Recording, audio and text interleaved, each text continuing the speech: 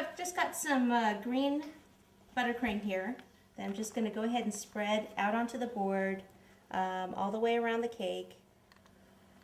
I don't like to have it, you know, just at a rectangle here all the way around the cake. Just kind of have it kind of go in and out. You know, you don't want it to look all even, is what I'm trying to say. So let me just finish doing this and then we'll move on.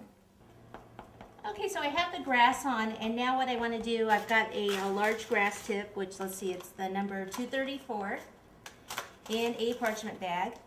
And I like to take just a little bit of a yellow, kind of just pop it down in the bag into the tip.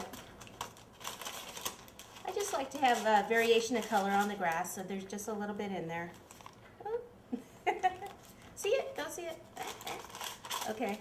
And then I need to take my green and make it a little darker. So I'm using the AmeriColor leaf green. Pop some of that in there. And this is the AmeriColor chocolate brown. All of that. And then I'm just going to kind of mix up this side down over here.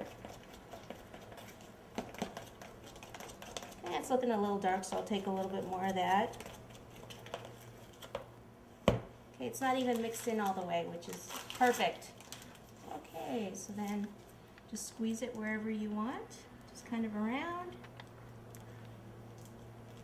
If you have anything you need to hide, which ours all looks pretty good, but if you do, then you can just kind of put some grass wherever you need to.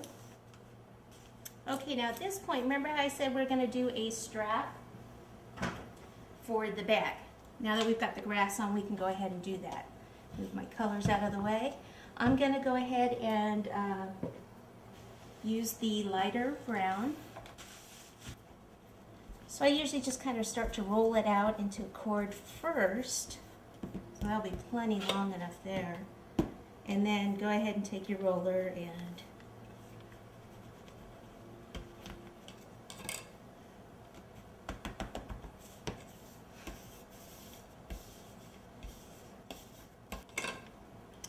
okay, you can either use the ruler to cut it. I'm just going to kind of freehand it.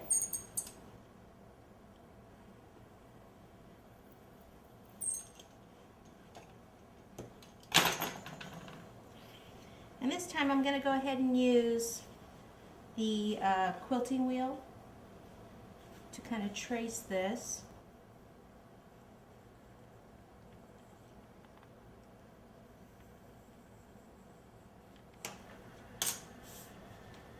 Okay, now they're usually wrapped around, tied around something, so I'm just going to pinch that together there, and I even see took some off. So what you do is just bring this. We'll just kind of tuck that under. We're going to place it down here. Okay, and then have this kind of just flow